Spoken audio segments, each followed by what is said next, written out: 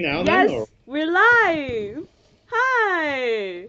And let me just bring out now, I'm going to formally introduce our Hong Kong based actor, writer, and director, and someone who had released an Amazon bestseller with who is also a director of Tobacco Gold Voices and the writer of Screens Apart, Ryan King. Woohoo! just are we definitely live then now? Yeah, we're live! It says here that we're not. Um, in my screen, it show. I mean, refresh it, refresh it. Ah, yeah, there we go. Okay, good. Can Let's you switch see that yourself off, now? otherwise we're gonna get like a terrible echo. It's gonna be awful. That no. Okay. I know I had a terrible echo with Sean last time, but it was because I didn't use a headphone, and then it lags with like the my computer sound and then the video itself. So now it should be okay. Okay. Yeah. So ranking. Woohoo! Yeah. Sorry, I think I interrupted your introduction. Wanna do it again? No. Go ahead. All right. I will give you the introduction. Let's introduce our Hong Kong based actor, writer, and director, Ryan King. I just kind of wanted to hear it again. That's all. Oh, okay. That's a little bit narcissistic of you to say that. Have you met anyone in the arts who's not a little bit narcissistic? Ooh, that is very true. I would say that's the same for myself too. Anyway, shall we get started with the interview? We shall. Can you hear me okay? Yes, I can hear you okay. I It's wonder if the audience can hear you okay. Well, we'll never know. Just have to see. Anyway, shall we start talking about you in Tobacco Gold? Because sure. I've heard you from Sean and Ian of the high praise you get as a director. Now, tell me, as a director, what's your secret? For me to also note down. I'll get my own pen.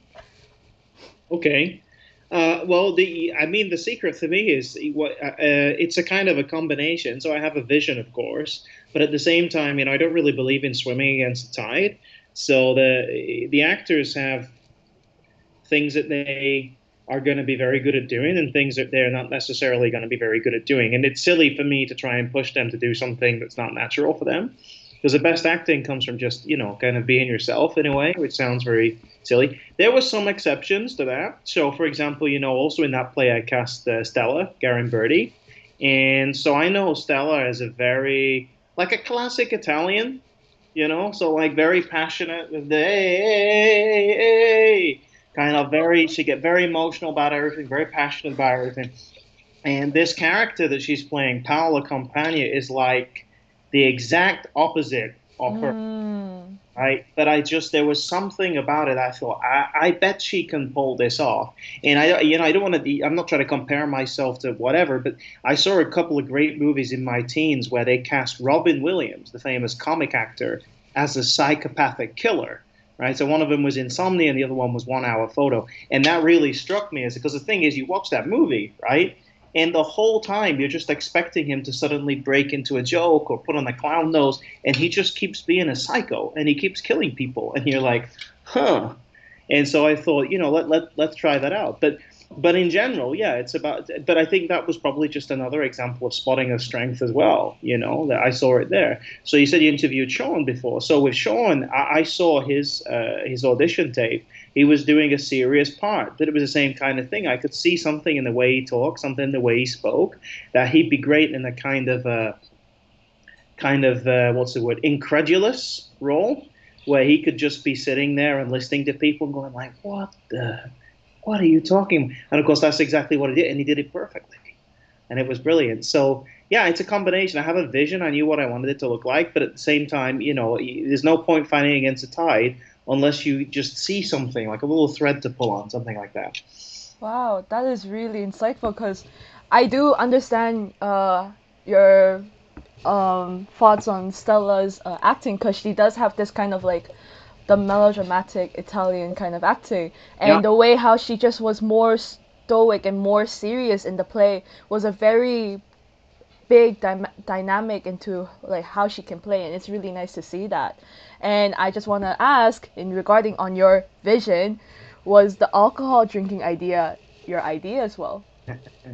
Well, so it's scripted. Neil Runciman, who wrote the play, he scripted that Yeah. whole thing. That's like the whole point. So that's like that wasn't added on. That was his. Obviously, that was in his baby. That was his script. Um, but yeah, I just thought, I wonder what it's going to be like if they really drink. And I guess I'm haunted because I'm a big fan of these YouTube videos about not holding coffee. Have you seen those? Not holding coffee. Yeah, No. and basically they take shots from movies and TV shows where people are holding coffee cups, but there's obviously no coffee in the cup because of the way they're holding the cup, right? And you can see that it's just an empty cup that they're holding around, and you can see it's very unrealistic, right? So I like realism. So I thought, okay, well, rather than empty out an alcohol bottle and fill it up with apple juice, why don't we just use a real alcohol bottle? And then it hit me. I thought, wait a minute, you know what? If we do like 3 or 4 takes in the final shoot, by the time we get to the third take, anybody who's got any inhibitions left at all, and we've all got inhibitions, they're going to be gone, right? They're just drinking straight liquor. So this could, and it's true, the one that we submitted was the third and final take when everybody was nicely toasted. Because I know from Sean's interview that Sean and Michael had to do this early in the morning for Yeah, the Zoom thing. So I mean, I don't think they were pretty drunk after, but from what Sean said, but damn, you made them do 3 takes. That's a lot. and drink for realism. So I mean that's. But yeah, we just checked, see what kind of alcohols everybody got at home, but everybody had something. I mean, this is the COVID Zoom era. Everybody's got a bottle of something under their pillow or in a back cupboard, or now. I mean, honestly, who's just not leaving it on the table? Right? I mean, I can't complain. I mean, I also have my own drinks too. Exactly. Yeah. But Yes. it just made a lot of sense to me. Just do it realistic, and and especially yeah, because Sean, I mean, he's the big drinker. I don't mean personally. I don't know. Maybe right. The funny thing about Zoom is I've never met Sean in person. Right. Only ever on Yes. Zoom. It's a weird experience. But like in the play, his character Thomas Allison is the drink. He takes 2, maybe 3 shots. So he's doing that times. Oh. So yeah, I don't know how he got through the day. And also, like, after watching that whole drinking and the whole fiasco of like the tobacco as currency, like, how did you feel after watching the final cut? Yeah, I was very happy with the way it came out. I really was. Like because the dynamic there is that sort of Stella's character Paula and Ian's character Joseph are both like very, very firmly entrenched in this belief, this like, and this is yeah. Again, Neil will obviously tell you like what his opinion was there, but Mm. I felt this was like a commentary on how we see a lot of these very kind of inaccessible academics on the news and on the television, and that's not to have a go at academics. I like to think of myself as one too. But sometimes they talk in such a way like it's so obvious that everybody should get what they're talking about, right? And, Mm. and I think this is unhelpful because it puts a lot of people off because they feel like they're being talked down to, condescended. And so this takes it to an extreme, right? So Ian and Stella are there and they're very, very serious. Yes, we're going to use tobacco as global currency. And it's obviously ludicrous, but they've convinced themselves they're in an echo chamber of each other. And then on the other side, we've got Sean, who's the guy calling it out. And slowly, slowly, you see Michael come over to Sean's side, and it becomes a two versus two. And I just love Mm. it. It's I very. mean, it was like a slow kind of like a rival. I mean, not rivalry, but more like just seeing how like if you just see on the news like you would be like believing them because like they say it in such a serious matter, and then they have like people will have like these kind of academic like uh, those credentials that will just show like, oh, I know a lot of this stuff, but then there, to be honest, a lot of bullshit, right? Well, it can be. I think that's the problem. Is for me, it's a more of an inaccessibility issue, right? So it's like we're having these kind of debates we have on like climate change and things like obviously the thing with COVID, like in America right now, and it's like Mm. it's obviously the people who are going out in the extreme and saying this is all made up is like okay, like, these people are crazy, but like the problem is they said it's this. I think from the experts' perspective, they have to understand that most people are not experts and they don't really understand this stuff. It's highly complicated, and Mm. you have to. I don't think they want to kind of, to quote, bring themselves down to our level, but I think they have to if they want to get everybody on board. Yeah. It's just you have to be a little bit understanding when you're discussing anything with anyone. You have to see it through their eyes and try and explain it to them in that way. Well, is our society be able to do that? I don't know. Yeah, it's a problem because now it's going the other way, right? Now it's becoming like a clash, right? Those who believe versus those who don't believe, and it doesn't really matter what both sides, any kind of political news these days, what both sides are doing is they're not really attacking each other, but they're attacking what I call a totem, right? An artificial image of what the other side stands for, not what they actually Mm. stand for. And so, and then that's very hard to bring back. I don't know, but that's why I thought this was a great. That's why I love this piece. It's just it makes fun of all of that. You know. Yeah, I mean, it's also like in CNC we had Your Tobacco Gold, and we had Joseon Hong Kong, and then we had I forgot the other play, but then it was like a news like kind of play as well, and it's just like they all just surround the idea of just like news being like, whether it's yours one where it's like all of that stuff, and then mine is like very like one-sided, and the other one I don't remember the other one. What was the It is other what one? I'm sorry. it is. What it is, Yes. right? Oh, I even edited that one. Yes, And that one. that was very funny as well. Very, I very. love that one too. Yeah. I felt so bad not remembering the name. Oh god. And Brian was hilarious in that. Really was. Yes, he The was accent amazing. was spot on, and the attitude was spot on, and the chest hair coming out of the shirt. It was just brilliant. It really was. I remember talking with Christy, no, no, someone from the play, and they said that they didn't expect Brian to have a pizza. And Okay. then and then when they saw it, like, it was Sarah who told me, and she was like, she was gonna burst in laughter. She was like, nope, not gonna do that, not gonna do that.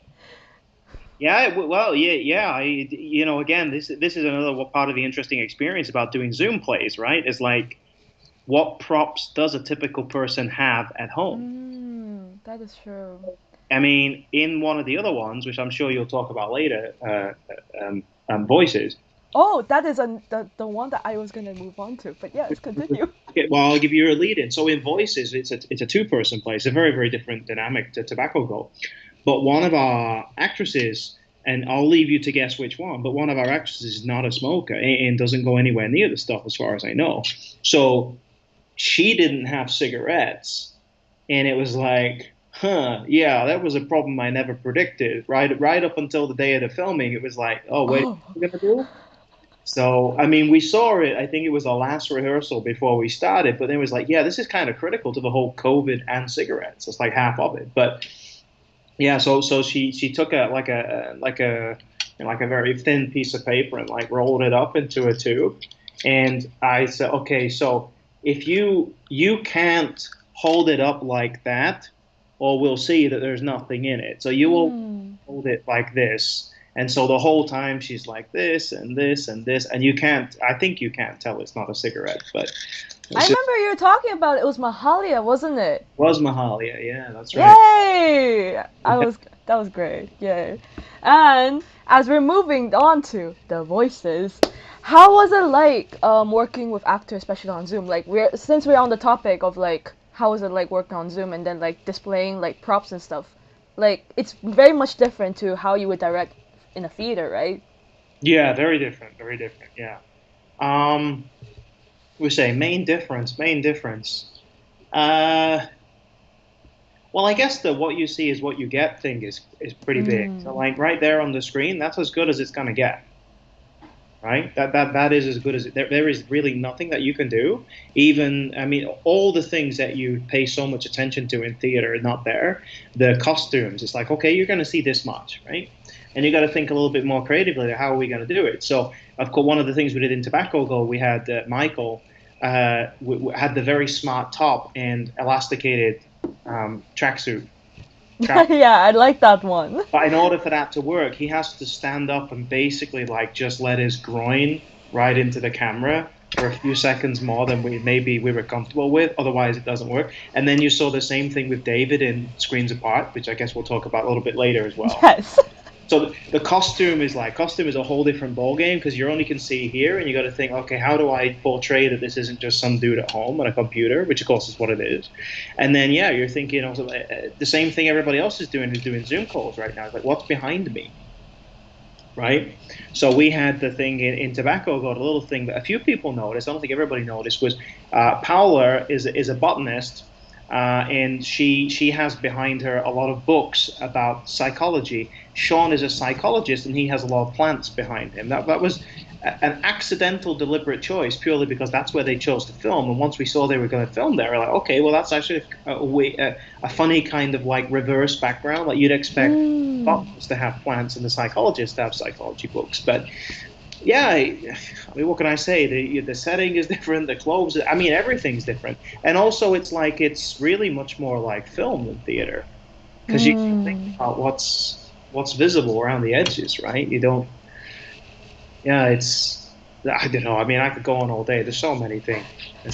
I mean, I'd say the same too. I mean, like, I had to direct CNC Beast Factory, and also like the whole just like being in like a one frame, and then just trying to make it as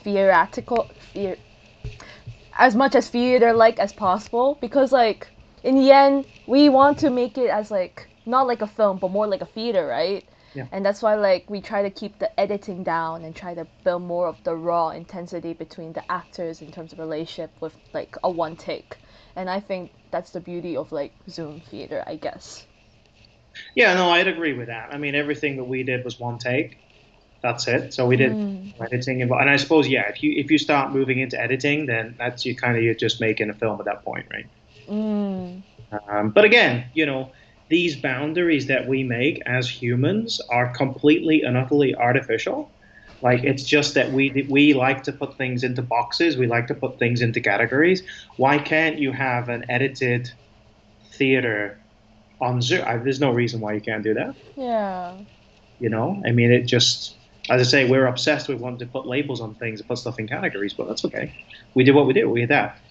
Yeah, of course. And also like compared to Tobacco Gold, like um did you approach this play differently, or was it in the same manner in terms of directing, or do explain. Yeah. Okay. So, yeah, I think there was a different approach, right? So they're both funny, but in different ways. Mm. Tobacco Gold is more extreme. It's more kind of ludicrous, I guess. Absurdist is probably the word I'd use. Absurdist. It's very absurdist, and so you get a lot of license to just let the actors kind of like run with whatever it is that they kind of want to do to make themselves funny. Like I say, especially Sean and Michael, like they all worked on their own expressions. They said, okay, have fun with it. Just kind of make your own reaction. With voices, I thought it was a little bit more important to have a very specific vision because the comedy only comes out if it's delivered in the right way. Mm. So it was much more about having a very, very clear idea about what it should look like, where people should be sitting, where they should be standing. There's, of course, the same thing like in any production. Like the actors took certain things that I didn't think of, and I went, yeah, keep that in, keep that in. But yeah, it was a very different approach. It's true. All right.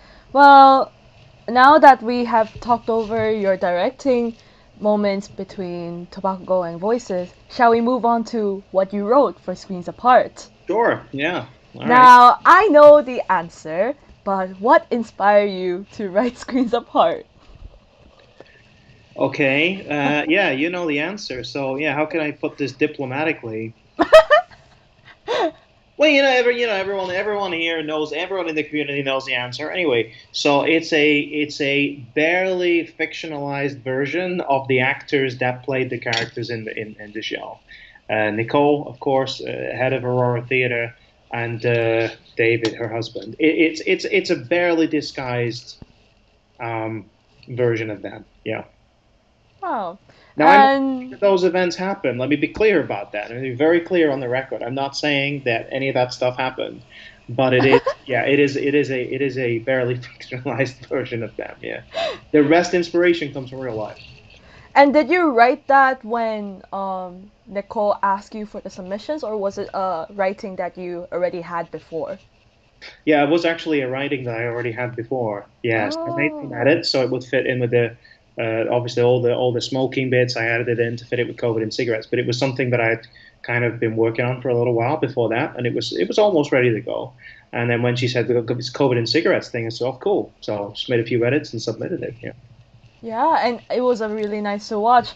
And I want to know what was your decision to show David's thing on screen. Was it yours, or was it Lulu's, or was it whose? David's package, the And pornography how did you file. feel after watching that whole final cut?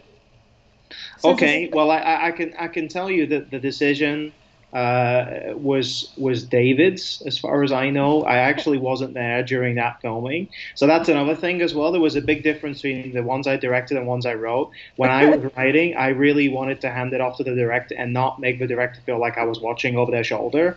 And I was very happy because the writers in the ones I directed did the same thing for me, right? They didn't okay. ask to be there. They didn't want to, micromanage, and that was great. So I did the same courtesy to Lou, who was directing. But as far as I know, David basically stood up in one of the takes very abruptly, and his testicles came out of his underwear, and it was right. It was a very pornographic cut. And as far as I know, they look at it and they said that was great, but let's keep the mouse in the house for the final cut. And that's kind of how that went down. Yeah. And and did you have different feelings when you were directing like Tobacco Gold and Voices and between and writing the screens apart? Like, did you have different feelings from watching the ones you directed and the ones you wrote? Yeah, it was actually because the interesting thing was it's like so I got to see it from both sides, right? So when Hmm. I'm directing, when I was directing Tobacco Gold and directing Voices, like I spent the entire time like worrying, what will Neil Runciman, who wrote Tobacco Gold, or what will Emma Wood, wonderful playwright from Australia who wrote Voices, like what will they think about this? Will they think that I'm doing this proud? Will they think that I'm doing this justice? I was yeah, I was very extremely concerned about like what they would think about that. But yet, I didn't have any of those thoughts towards Lou Ward, who was directing Screens Apart. Once I handed it over, I was like, you know what? This is your baby now, and I want a fresh pair of eyes on it. You're going to direct it in a way, you're going to see things that I didn't see because I'm too subjective. And I had absolutely no concerns whatsoever about, maybe because I know Lou from before, but I didn't Mm. have any concerns at all. I was like, I'm sure she's going to do a great job, and whatever comes up on screen is probably going to be better than what I imagined when I wrote it down. So the thoughts that I was having about the ones I directed, I don't know if those writers were like me. If they were, then I really had nothing to worry about. So Then was it better than you had imagined? screens apart, yeah, definitely, definitely, because that split cam thing showing the cameras in two different rooms, yeah, that's not in the script. That was loose call. Really? Wow. I think it really really improves the script. Yeah. Damn. That's really nice to hear. And may I ask, are there any futures on writing for Nicole and David? Screens apart. Tell them your future plans of like what do you have any? Yeah, Screens Apart has been extremely well received and quite popular. And also, Nicole and David have both enjoyed a great deal being in it. Lou, as far as I know, enjoyed it a great deal. And all of us said, why don't we do some more? Why don't we do some more? So, yeah, it's miniseries time. That's good. That's really nice to hear. And We're I gonna can't wait to watch it when it does come out.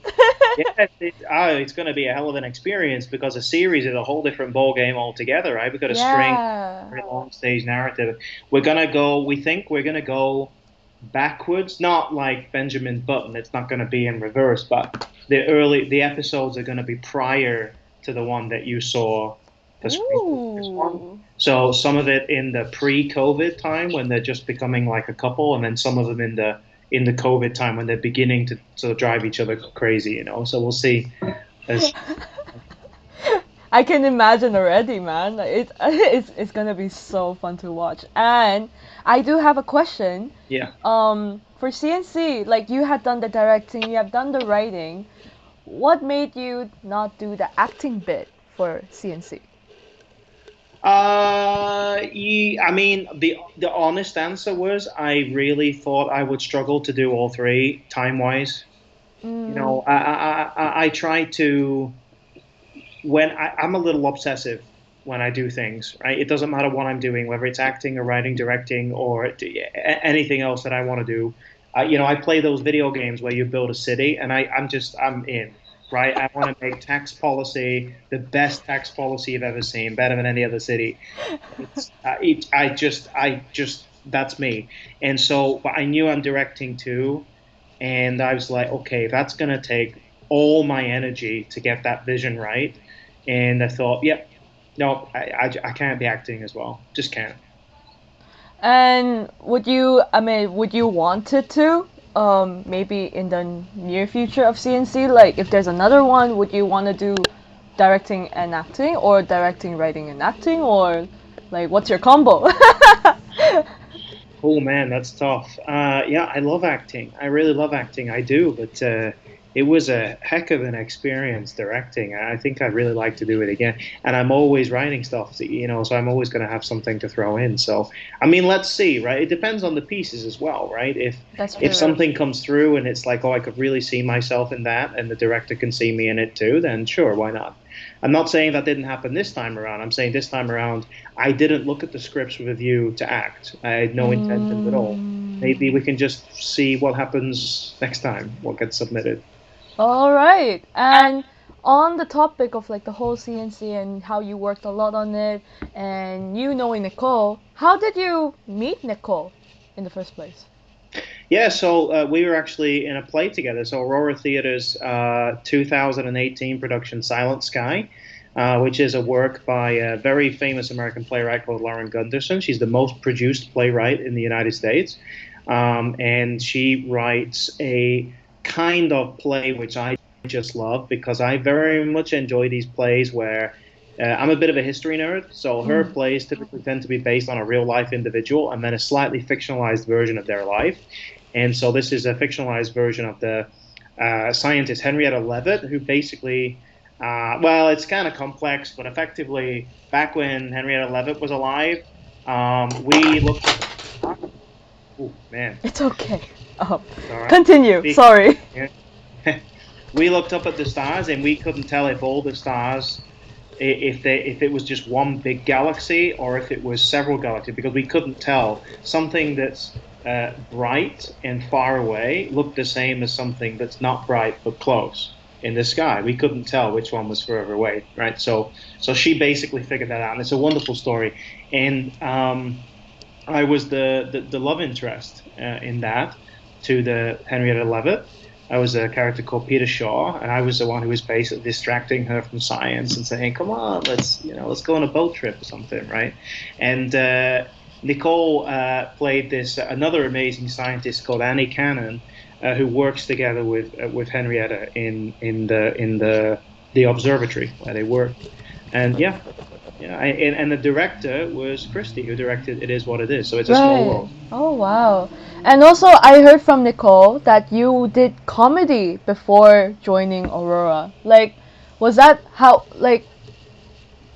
a different approach to how you do theater? I mean what kind of comedy did you do before?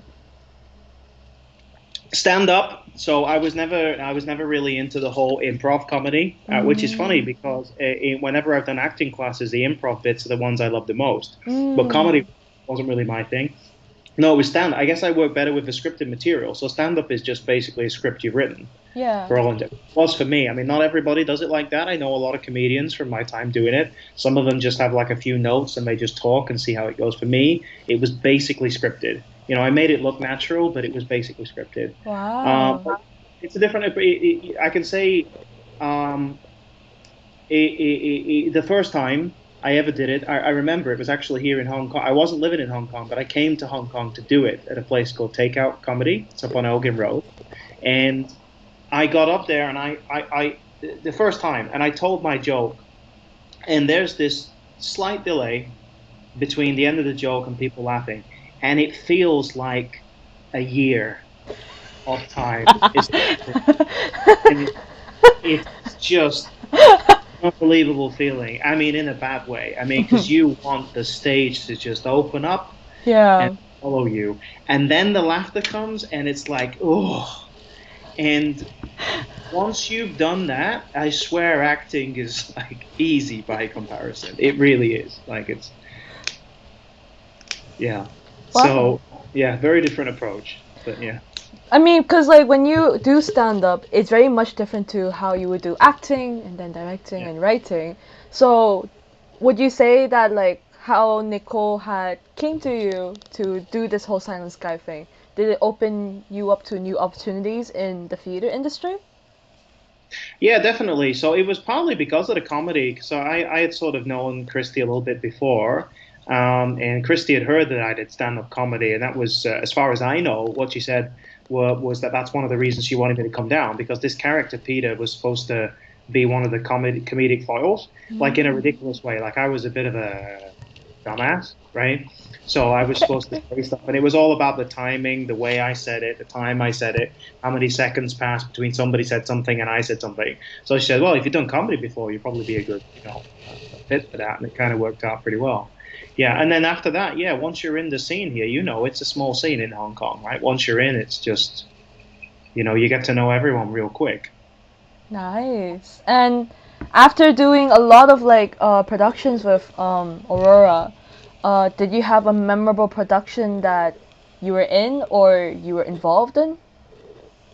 I don't think anything tops Silent Sky for me, though. I think it was a really great experience. It was a great. I really enjoy these plays with a very small cast, personally, rather than a big cast. And it was Hmm. just five of us, and it was just a great experience. I think that was really, yeah, that was really my. I know it's a boring answer, but that was. No, it's You always not. remember. You always remember your first time, right? So. Yeah, yeah, I do. And when we're on the topic of like the many things that you have been doing a lot of, um, was writing also something that you started after being in Aurora, or was it something you had taken interest before that? Yes, I've always been a writer, even since I was a kid. I would sit down and just write stories or whatever.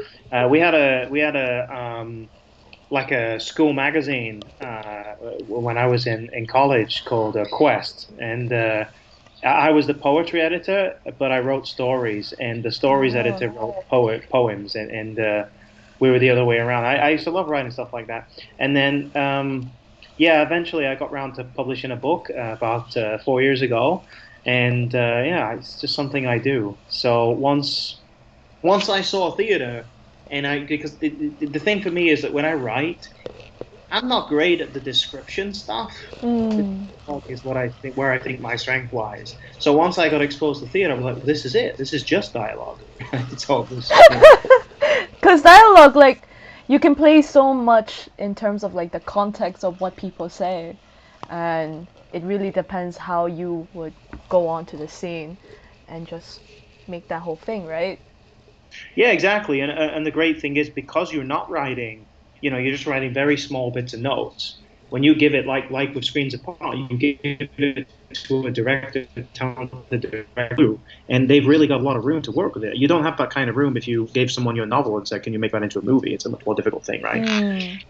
You know. That's why, like, when people do novel-based kind of movies, there's this kind of like spectrum, like if they can adapt it really well or not, and it's sometimes like they might have a different, way different depiction of how the novel wrote to the movie. So, Yeah, and just it's a very, very different medium, right? The thing. mm, And people forget that because if you open a book and it says like, he looked up far into the distance at the hills just beyond the horizon, green and lush and covered in trees, all different types of ferns, and the sky was blue like the ocean, but a little bit lighter than the sky he had seen the day before.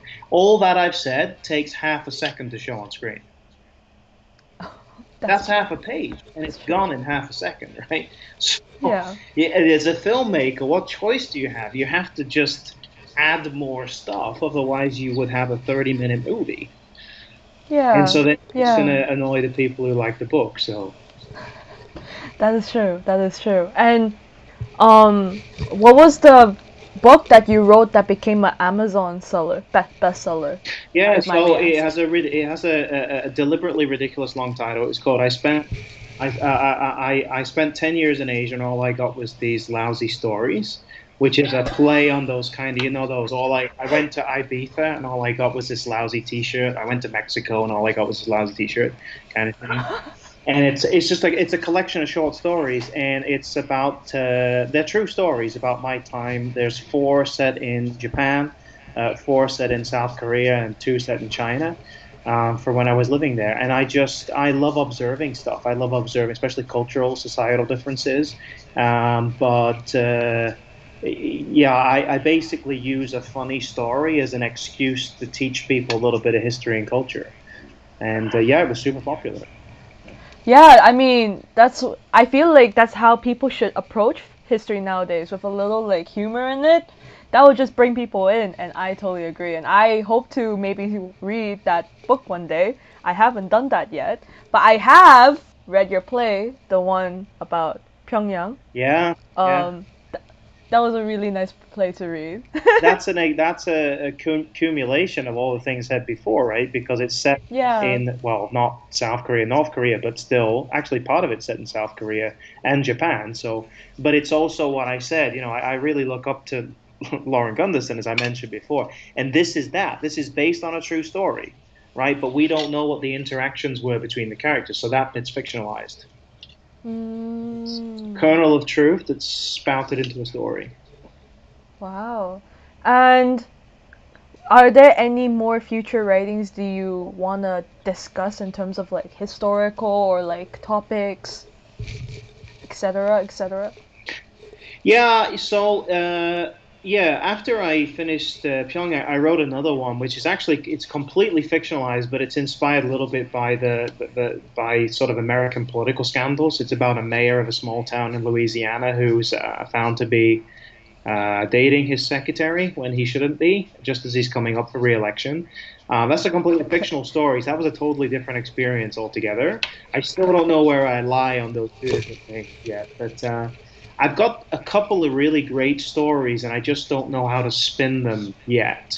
I've got there's a great story about a Swedish guy called Tora Hayden, who was a serial killer, but kind of a very weird serial killer. Like he would kill people and then he would burn down their house every time. Like that was just his thing.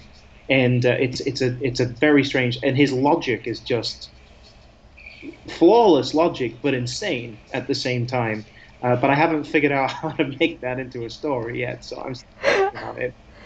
Then I assume you have read a lot of like writings and books like the one you mentioned, Silent Sky, like to inspire you. Do you have a favorite play that you really love and then you still have kept it in mind? I do have a favorite play. Do you want me to get it? It's on the shelf right here. Sure, go get it. Let me pull it out. That's the beauty of life. The fact that you are in your home, you can get your stuff, and people will watch you do that. It's my favorite play here. It's The History Boys. The History Ooh, I Boys by haven't read Alan Bennett. that. And this is just, again, I'm a history nerd, right? So Yes. it is basically about these schoolboys, and they want to get into one of the top tier universities in England, one of the top tier colleges in England, and they have to take this kind of cram, what Americans would call a cram course in history. And they bring in this sort of professor, and he comes in and he teach them like how to think about history, how to challenge traditional thinking about history. It's brilliant. It's really good. Can you lend it to me? I also want to read it too. Yeah, sure, yeah, yeah. Thank you. Thank you. And I want to ask, have you watched Hamilton yet? If you are into history, like Hamilton the musical. You know what's funny is I have that waiting for me, and I still haven't watched it yet. How Which dare seems, you? I know it does seem crazy, doesn't it? But it's just one of those things, you know. It's always like that, right? Everybody's got that one thing they've just never got round to. It's like ask how many people have seen The Godfather or Citizen Kane. It's like the numbers don't don't bear out there. I mean, But I Ham. know it's ready. You know, it's offline. It's ready to go. But watch it again. I mean, if you have time around Christmas, then give a try watching it, cause it does have its own festivity. I guess. All right, I'll give it a go. I give it a go. Yeah. I do enjoy. Yeah, yeah, yeah. I mean, it's got all the elements that I would want. It's just one of those things I just never got around to actually watching it. But it does seem like it would be up my alley. So Yeah, because it's legit all about history, but in rapping. yeah, okay. Well, I like all those things. So Oh, you like rapping? oh yeah, yeah, yeah, yeah, yeah, yeah, yeah. Yeah. That's why there's a baseball cap back there. You see, but you think that's just for baseball? No, it's for when I'm getting down. You know what I mean? Okay, now shall we Uh, move on to when we're on the topic of plays? yeah. Sorry, that was just a really bad joke. Anyway, um, You don't think I get down on the streets? I know how to step up to the streets. All right. Okay, go ahead. Sorry. anyway, on the topic of plays, is there a play that you would love to direct? An ideal play that you would love to direct? Oh man. I mean, I would love to say this because I love it. Mm.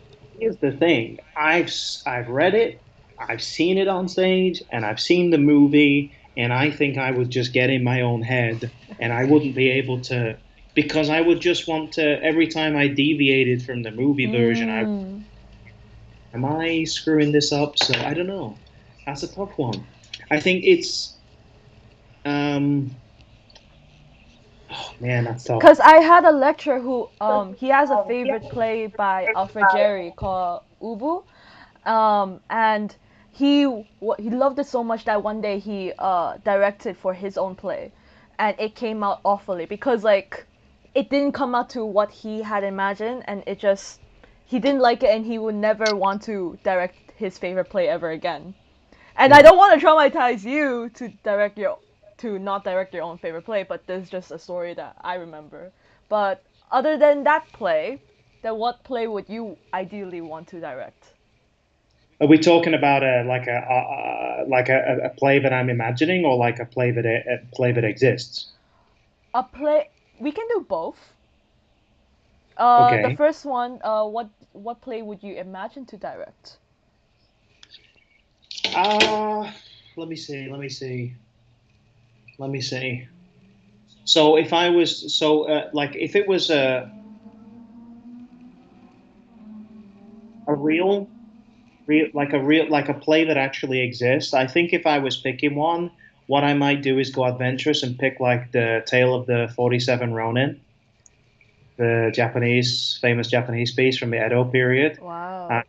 it's just I think unlike this one, which I know 47 Ronin well too, but that's not my culture. Mm. And therefore, I think I could add something, albeit maybe horribly, and I'm sure Japanese people would hate it. But no, it's just it's more I'm more objective to it, I mean, right? with your like immense amount of knowledge of just knowing the Japanese culture, I don't think you will offend them. Hopefully, you won't offend them in any way if you were to ideally direct it. As long as I don't have them eating hamburgers or something, I guess we're okay, right? Yeah. Then, if you're interested to Japanese plays, then are you also interested in Japanese theater like no theater, Kyogen theater, kabuki, etc., etc.? Yeah, it's all interesting to me. I don't think there's a type of theater that I don't like, but as I say, I'm quite dialogue heavy, so I Mm. do like I'm just naturally drawn to Western theatrical tradition. Have you seen Rakugo theater? I don't believe I have, no. Rakugo theater is basically a man, he sits down and just story tells Okay. the whole scene, and he has props with him, just like minimal props to just as he's does his storytelling, but it's just very simple and very expressive, and it's like an old tradition for hundreds of years. I feel like you should give a go on like checking what they have for stories, because it's pretty cool, That's cool. basically. That's cool. That's very traditional though, right? Because humans are just a storytelling species. So this is what we used to do 10,000 years ago, right? After a hunt, sit around the fire, and there'd be an old dude there who just had a tale to tell that had been told to him by his great grandfather, and that's great. That's back to basics. I like that. Yeah, so give a go and checking on that. And what is so? Do you have like an ideal kind of theater that you will want to direct? I'm quite drawn to courtroom drama, so I'd be tempted to do something along those lines. If I hadn't have said this, I probably would have said A Few Good Men, because I love Aaron Sorkin to death. I don't think I've seen anything by him that I didn't love. I just watched the Chicago Seven, and it just, yeah, amazing. So Oh. yeah, I do like the court because you can do so much for the courtroom drama. It Mm. seems quite stilted, I think, if you're not into it, but it's just all in the wording. It's all in the technicalities. It's arguments. I love arguing. I love, You love arguing. That's I love great. And I mean, I love like also like crime dramas too. And maybe one day I will also want to watch A Few Good Men too, to just yeah, it's like really get the good. gist of it. And since we're kind of ending the streamings, do you have any final words before we end this whole thing? Oh, that puts me on the spot. I could talk about anything. All right. Then I'll Most word it central. different. Sorry. Yeah, continue. Uh, let's see. What do I say? Do you want to do any plugins of like the Screens Apart, why people should watch Screens Apart, or Tobacco Gold, or Voices, or like read your book, you know? Well, I think you should do all those things. I Yeah. mean, it's because you said you wanted to get the you said you wanted to read the book yourself, and I can tell you several people have this book, but I would prefer it if you bought a copy yourself. That would help me out a lot, you know, from a financial perspective. But like whatever. But let's see. So why should you watch it? Well, you should watch all the plays on COVID and cigarettes. I mean, I can't expect people to have the same taste as me. I like my plays. I wrote it and I chose to direct it too. But not everyone has the same taste as me, right? People like different things. So there's a mixed bag. There's so many different things on there. There's so many great actors, so many directors. Just have a stroll through. You don't have to watch all of them in one sitting. Sorry, you can just watch three, watch four, and then come back and watch some more. But yeah, I hope people enjoy it, and yeah, I hope if we get going with the Screens Apart miniseries, that people enjoy that too. It's what we want to do is just kind of expose the minutiae of life when you're kind of bordering on cabin fever with somebody you used to really, really like. And I think that's something everyone can identify with. And as for stories, as for the book, if you want to go learn some history and culture of Asia, but in an entertaining way, I can't think of a better book. All right. And that's A a very very good classic. way to end this video. And I'm glad whoever watched it, and it will be on YouTube for the further future if you have missed this whole interview. So don't you worry. And thank you for doing this interview, Ryan, and we hope to see more future works from you, Thank you. especially Screens Apart. Yeah, well, we hope to see more stuff from you too, right? You didn't plug your own stuff. I mean, Is it's that not my interview. Don't worry, I'll have my own interview soon. you're Hope. in the okay? Well, that's very humble. Yeah, of course. I gotta stay humble, you know?